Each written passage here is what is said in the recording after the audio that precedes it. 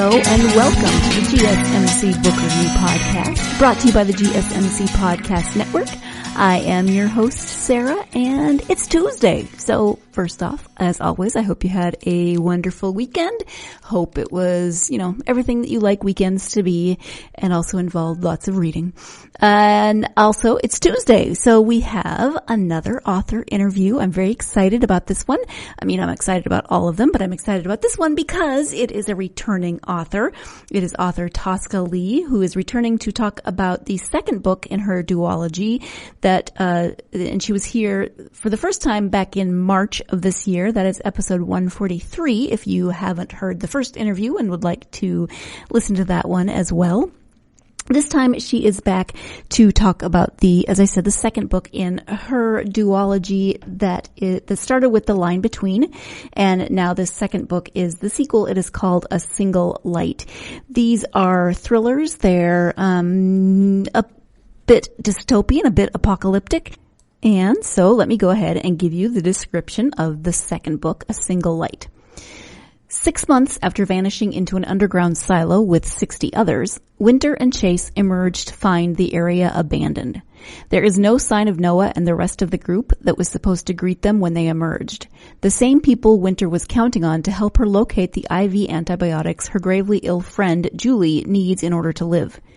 As the clock ticks down on Julie's life, Wynter and Chase embark on a desperate search for medicine and answers. But what they find is not a nation on the cusp of recovery, thanks to the promising new vaccine Wynter herself had a hand in creating, but one decimated by disease. What happened while they were underground? With food and water in limited supply and their own survival in question, Chase and Wynter must venture further and further from the silo. Aided by an enigmatic mute named Otto, they come face to face with a society radically changed by global pandemic, where communities scrabble to survive beneath rogue leaders and cities are war zones. As hope fades by the hour and Wynter learns the terrible truth of the last 6 months, she is called upon once again to help save the nation she no longer recognizes. A place so dark she's no longer sure it can even survive. Fast-paced and taut, A Single Light is a breathless thriller of non-stop suspense about the risks of living in a world outside the safe confines of our closely held beliefs and the relationships and lives that inspire us. That is the description of A Single Light by Tosca Lee. It is the second in the duology that features Wynter as the main character. And in the first one, we get to know Wynter. We get to know the pandemic that has wreaked such havoc on the world in this book. And as it says, they have spent the last 6 months in an underground silo, and they come up expecting things to have gotten better, only to find that they are much, much worse. This book is the first one was fast-paced and had so much action and stuff in it. This one as well, but it also has more of a creepy factor, and Tosca and I talk about that a little bit in the interview. There were moments that I just felt like shivers, which, is good when you're reading a thriller. And this is, as I think I mentioned the first time, this is the kind of thriller that I like. Creepy, well, not too creepy, but, kind of tense and action-filled and survival-ish. I'm not a huge fan of gore, as I've mentioned before, horror, gore, those sorts of things. But this type of thriller is definitely my preference when it comes to thrillers because it's fast-paced. It is page-turning. I can't wait to get back to it when I'm not reading it. So I was so glad that Tosca agreed to come back on the podcast, and we got to talk about this book. And I, got to read this book. I would have read it at any rate. But this gave me a very good reason to read it and move it up on my to-be-read list. At any rate, let's go ahead and have Tosca tell us more about this book as well as the first one. Again, the first book is called The Line Between. The second book is called A Single Light, and the author is Tosca Lee. Let's go ahead and get to that interview. Hi, Tosca. Welcome back to the podcast. Thank you so much for having me back. I am very excited to have you back to talk about your new book, A Single Light. Before we get to the book, though, if you could just share a little bit about yourself in case people didn't listen to the first interview or need a refresher? Oh, sure. Oh gosh, this is always so hard to answer.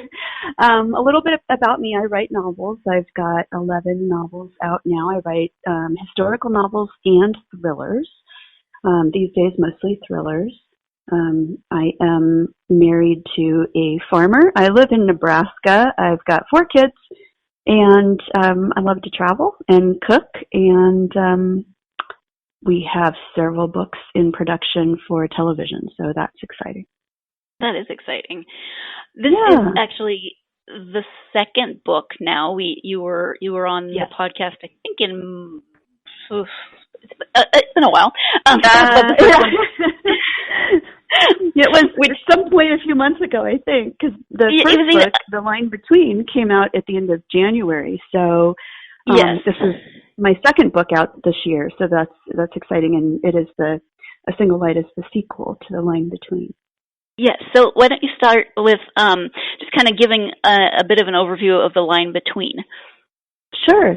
The Line Between is a story about a young woman named Wynter Roth, and she is 22 years old. And at the beginning of The Line Between, she's getting ousted from a doomsday cult where she has grown up and spent the last 15 years of her life. And so it's basically the only life she's known. And so now, as she's starting over in this secular outside world that she's been taught to regard as evil, suddenly, some strange things are happening in that outside world, namely, a disease that has come out of the melting Alaskan permafrost has begun to turn into a full-blown pandemic, and it comes down the Pacific Northwest and marches across the U.S., and it's a very scary disease that causes rapid onset dementia in its victims. And as it turns into this full-blown pandemic and there's an opportunistic cyber attack on the electrical grid and the grid goes down, it starts to look a lot like the apocalypse that Wynter has always been taught to fear. And so that book is a crazy apocalyptic run for your life adventure that takes Wynter from Iowa into Nebraska and into Colorado. And at the end of the first book, we think she's in a safe place, or she thinks she is. But of course, at the beginning of book 2, A Single Light, we learn that she's not as safe as she thought, and the adventure begins again. Right. So I was very excited that, because you could have left it at the end of book 1, but I was very happy that you didn't. So let's talk now a little bit about A Single Light without giving too much away. Without giving too much away. Right. Hard to do sometimes, yeah. So A Single Light. So Wynter and Chase have taken shelter at the end of book 1, and they are now trying to wait out the disease. And so they are in an underground bunker with 60 other odd people, including Wynter's new makeshift small family. And so they're down there for 6 months, and they are expecting that when they emerge, that hopefully things will have started to turn around. There will be a vaccine for the disease. The nation will be in recovery. Of course, when it's time to finally emerge after much drama underground, because, 60-some people trying to live underground in a state of crisis is never a good recipe for peaceful living. Right. When they emerge, of course, things are not as they hoped. And Wynter also has a friend in dire need of a very specific medicine that she must now find in order to keep her friend alive.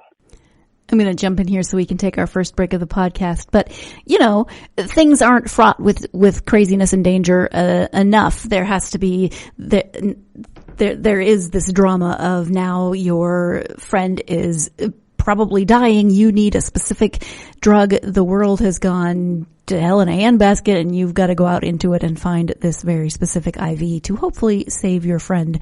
Because it's not enough to just go out into the world that's gone crazy and there are psychotic people and gangs and people with early onset dementia. Nope. Now you have an even more specific mission. So that makes that really drives the book and gives it this very tense, very, fraught feeling. So we are, as I said, going to take that first break. When we come back, we'll be talking more about the book and more about that creepy factor that I mentioned at the beginning. So stay tuned. You're listening to the GSMC Book Review Podcast, and I'll be right back. Golden State Media Concepts Social Media Podcast. Time to hashtag everything. We talk about all the fun, crazy stories on social media. From Instagram to Facebook, Twitter to Tumblr, or probably even Friendster. Join us each week as we explore the quirky side of social media. It's the Golden State Media Concepts Social Media Podcast. It's simple, such a sad song. The one that we rely on to get us.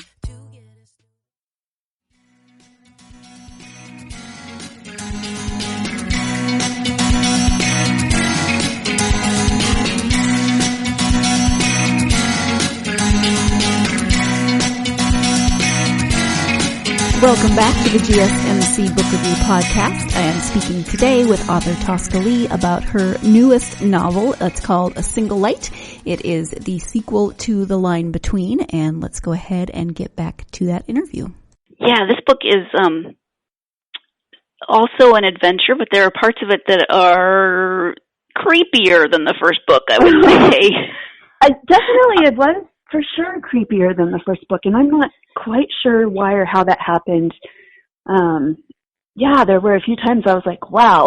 But it's a creepy kind of, setup to begin with, so maybe that's why. I mean, it's a kind of tough situation anyway, so and the world has really kind of gone downhill, and the world as we know it it's not there anymore. So I think that might be kind of why it's creepier than the first one. So, right. Well, yeah. And I think you do such a good job of describing things. Once they emerge, they've been isolated for 6 months, and so then they emerge into this world that they know nothing about. And I think that ups the creep factor because they just don't quite know what to expect. World. Yeah, it's a very changed world, and things are not as safe and not as civilized as they were hoping and as they're used to. So, it is creepier. Did you have bad for me to admit that I kind of had fun with the creepy part. No, that's awesome. It's like, those were really fun, I have to admit.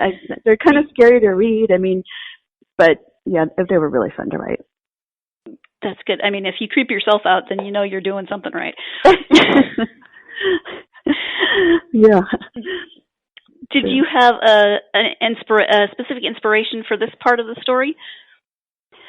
I didn't. And I do this thing that, people ask me all the time. This is my second duology, and I've also done a trilogy before. And, people ask me all the time, like, do you map out both books, or is it one big story and then you chop it in half? And the answer to that is no, because every book has to have its own arc. So that's an easy no. If I were really smart, I would probably map out both books from the get-go and then start writing. But I never do that because I never know exactly what's going to happen through the first one. I do outline, but not in a very, very detailed manner. And so when I started the second book, I wasn't exactly sure where Wynter's adventures would take her or me. So I knew that they were starting in this underground bunker. I wasn't sure how exactly that was going to go. I knew that there would be things that were not going completely as planned because, of course, without that, you don't have a story, right? So I knew there would be issues and conflict and difficulty, and but beyond that, the inspiration was just how do they get through a dose of this is worse than we thought and still keep hope, because I think that's one thing that sets these books, apart from others in the genre, the dystopian or apocalyptic genre, which can be very gory and often very grim. And that is this glimmer of hope and this hope for change and a cure for this disease. So yeah. And Wynter as a main character is really fascinating. I mean, just because of the way she grew up, and then she emerges at just the wrong time into the apocalyptic world. Her life is not an easy one. No, it's not. It doesn't get any easier in this book. How do you think that she's changed from the first book? Yeah, so, Wynter she's a really interesting character. She is named after my stepdaughter, by the way. I have 4 kids who are technically my stepchildren, but she's named after my daughter, whose name is Wynter, spelled the same way. And Wynter is an unusual hero because, often in these kind of apocalyptic situations, the person who rises up as the hero has had some kind of training and they know how to fend for themselves, or they have a very specific set of skills or whatever it is. And Wynter's skills have been, staying indoors and waiting for the second coming and, waiting for the world to end. So in a way, she's kind of been prepared for this. But when she's on the outside, she emerges from this enclave and doesn't know how to drive or understand pop culture. And she's had to learn how to use iPhones and televisions and electronics and things like this, which she didn't grow up with. So, she's become a little more world wise, I would say, by the second one. She knows more about the disease because of the events in the first book than many of the other people. So in that way, she is a little more specialized as far as a hero goes. But her hallmark has always been her loyalty to her family, by whatever terms that family is defined, and her willingness to do whatever it takes to save them and try to stave off the apocalypse. Mm-hmm. In terms of the world that they emerge into after their time underground, did you do specific world building for that, or did it kind of evolve as you wrote? Both, and it's always a combination of both for me. I love doing the research part. So, of course, I researched a lot of underground bunkers and doomsday bunkers. And, you can buy things like this. You can buy shares in underground bunkers. There's even luxury ones. So if you have an extra $1 million or $2 million laying around, you can actually invest and set up your own underground bunker situation that's really nicely outfitted for when the apocalypse comes. So, and it's fascinating, to see how does this work and how they store food for the future and, how they plan to have things like water and electricity and things that, are very hard to function without. So there's that, but also just the dynamics of how people are going to interact and survive and get along is something that kind of evolved and came out of the writing itself, which always happens. There's always stuff that just kind of happens organically when you get into the story. Mm-hmm. And I shouldn't necessarily make comparisons, but my husband and I watched The Walking Dead, and for years made more sense to me in terms of resources that they would go a lot quicker. I mean, I feel like sometimes in The Walking Dead, it's been however many years it's been, and they're still finding stuff. And, so years made a lot more sense to me in terms of people are just going to be people, and as they kind of revert into their animal instincts. I feel like people would take as much as they could wherever they were. Yeah. Mm-hmm. Yeah. I think they would too. Was the writing process any different for you from the first book? Yes, it was, in a big way. And the reason is, when I wrote the first book, there was a lot happening in the publishing industry and with my publisher. Namely, the entire office of my publisher's imprint that publishes my books got shut down, and everything moved to the main New York office of Simon & Schuster. And so there had been kind of a massive upheaval between my book before and this one. And so I was kind of coming into it with, that having happened and, me thinking, okay, gosh, it's time for me to dive in. I didn't plan quite as much as normal. So I went into the writing of the first one with less of a plan. And the result was I had to rewrite it a few times more than normal. And so it ended up taking longer. It was kind of hard on my confidence as a writer, actually, which can happen, when you have to feel pretty confident when you're writing a story. And if that confidence starts to go, it shows in the story. So it involved a lot more rewrites, and it was a really rough go. I'm really happy with the way that the story turned out. It just took a lot more kind of, convulsions to get it that way. A Single Light, the sequels are always a little easier. You've already set up everything. I made real sure to sit down and do a lot more outlining than I had with the first book, and the result was that it was a much smoother write and much quicker. So, yeah. Okay. Yeah.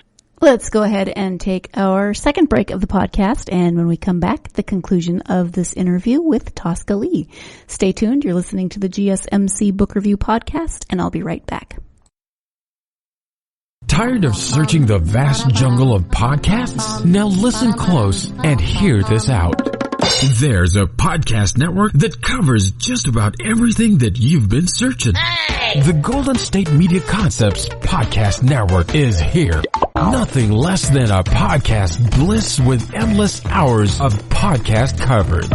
From news, sports, music, fashion, cooking, entertainment, fantasy, football, and so much more. So stop lurking around and go straight out to the Golden State Media Concepts Podcast Network. Guaranteed to fill that podcast itch. Whatever it may be. Visit us at www.gsmcpodcast.com. Follow us on Facebook and Twitter, and download us on iTunes, SoundCloud, and Google Play.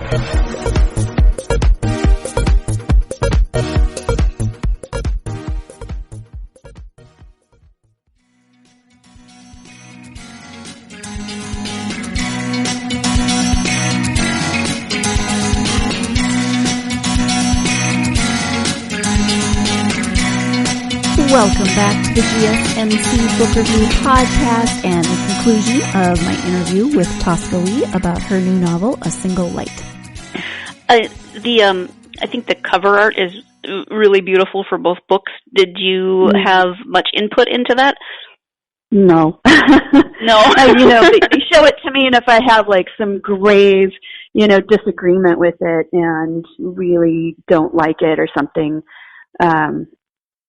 they'll take it into consideration, but, ultimately it's up to the art team at the publisher. So, and okay. I'm really happy. Normally, they show you a comp, it's called the first iteration of the cover, and there's always this cringing and, or what were they on? Or, there's always some of that.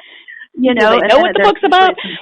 Yes, but there's usually some back and forth with, no, it needs to be more like this. And the line between, this is the first time I think ever in my career that I've been sent a cover, and it was okay, yeah, that's good. And the first draft was what it was. So, yeah. Yeah, the line between that cover is very striking with the contrast and the colors and everything. I like it a lot. Yeah, I did too. Yeah. Yep. You said that this was a duology, so no returning to this world? No, not for now. If there was a great demand for it, I would definitely consider it, just because I really enjoyed the world and I enjoyed writing Wynter's story. It is, like I said, in development. So if it were to continue to move forward and get made and there was interest in another book, I could probably be arm twisted into doing it. Okay. But for now, I'm really happy with where the second book ended, and that's where I intended it to end. Mm-hmm. So, it would take a little bit of arm twisting for me to kind of update everything and start over again. Right. It's neatly and nicely tied up right now. So. Yeah. I could see where there might be room, but yeah, you did tie things up nicely. So, thank you. Are there any of your other books that you would like to highlight during this time? Well, The Progeny, which is on my mind just because it's the duology that happened right before this one.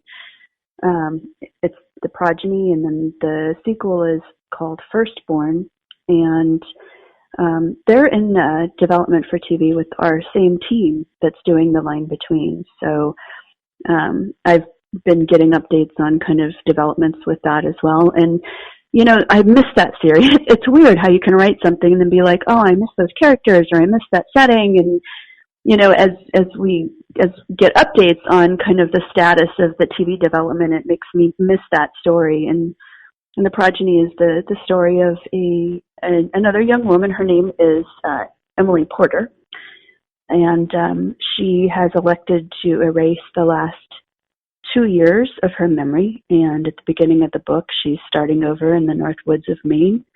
She doesn't know why she's done the procedure, but very, very quickly into the book, she learns that she's being hunted, and she goes on the run for her life. And so the book is one of discovery of who she is, who she was, what she's hiding, and what she's running from. And it's a globe-trotting story that takes readers from the U.S. into the heart of Eastern Europe and its underground life in tunnels and secrets and secret societies. And it's got all that kind of fun stuff that I always love in a story, with secret societies and underground groups. So right. Oh, fascinating. Yeah, thank you. They describe that feeling of like a book hangover when you finish a book and you just yes. It's not really a hangover, but it's like, God, well, no, it's done. I need to go. You just feel bereft. Yes. I can only imagine how much more intense it would be as the writer than just as the reader. Yeah, it can be. I mean, there's that relief at first, but then there's that sense of, gosh, it's like you created this whole playground, and then you got to play on it, and now you are done.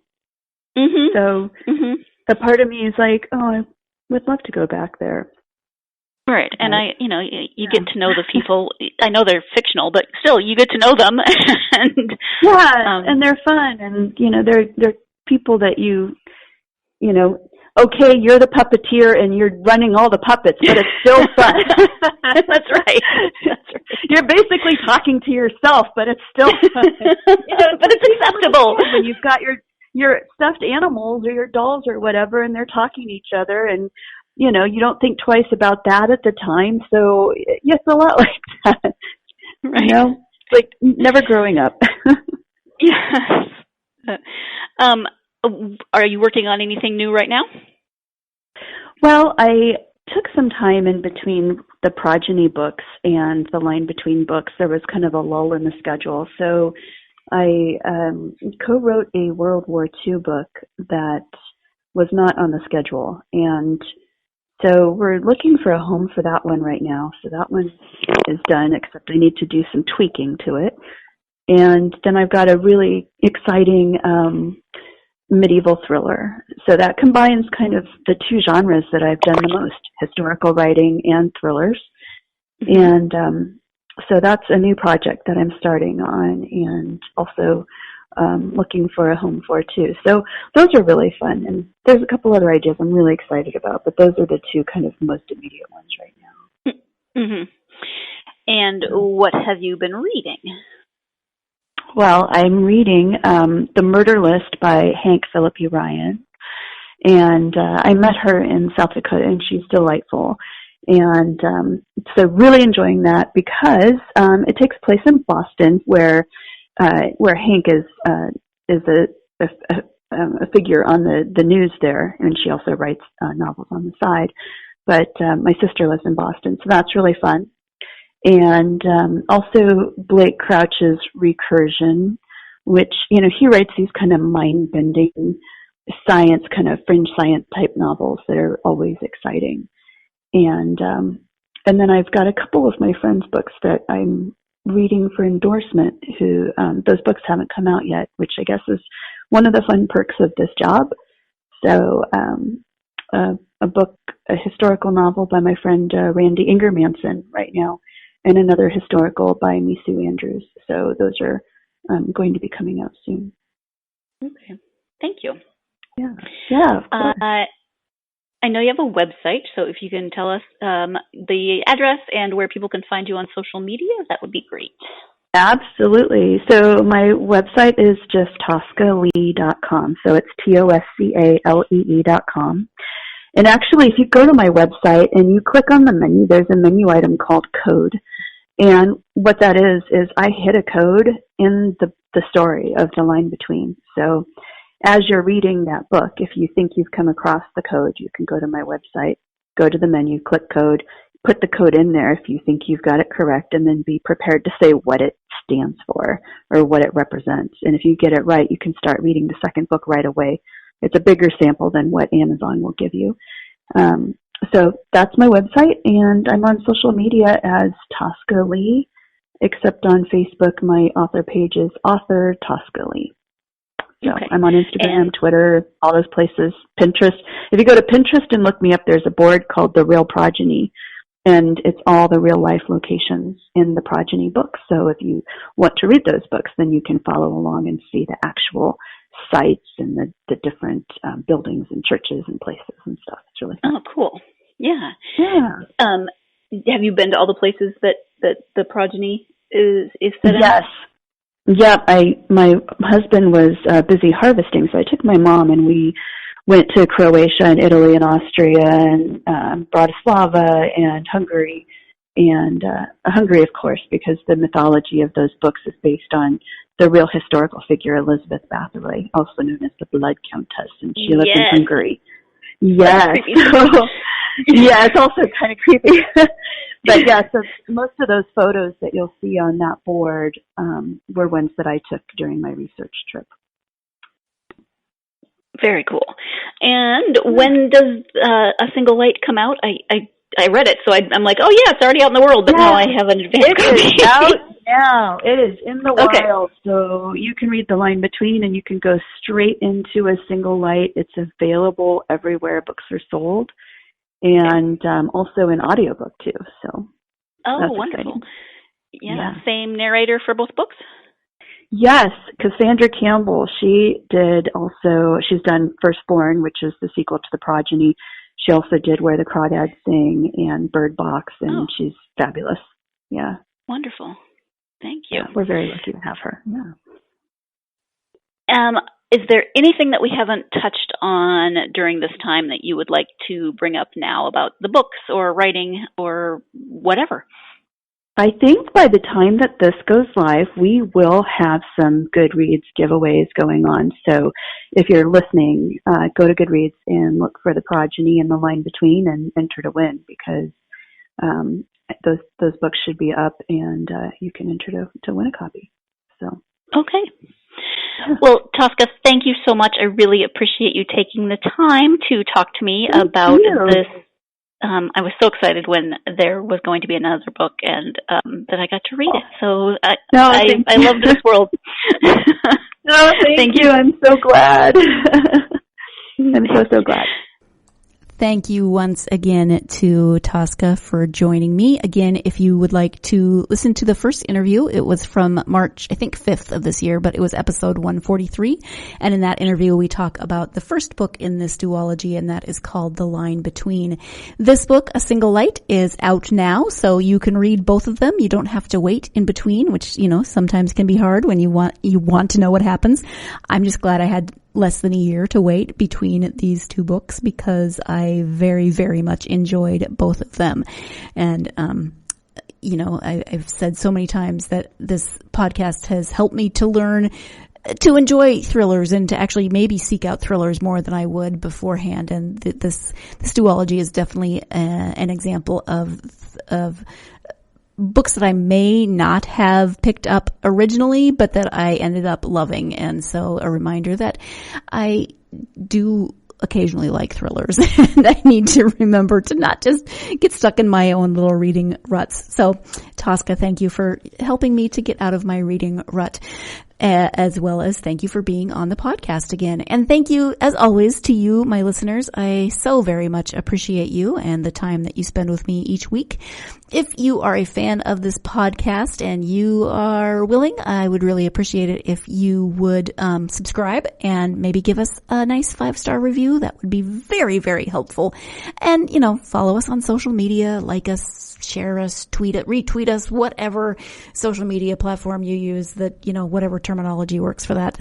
I would greatly appreciate it. But as always, I just appreciate you for being with me on this journey and joining me to talk about books, even though you don't really get to talk back. I wish you could. An interactive podcast. I'll have to work on that.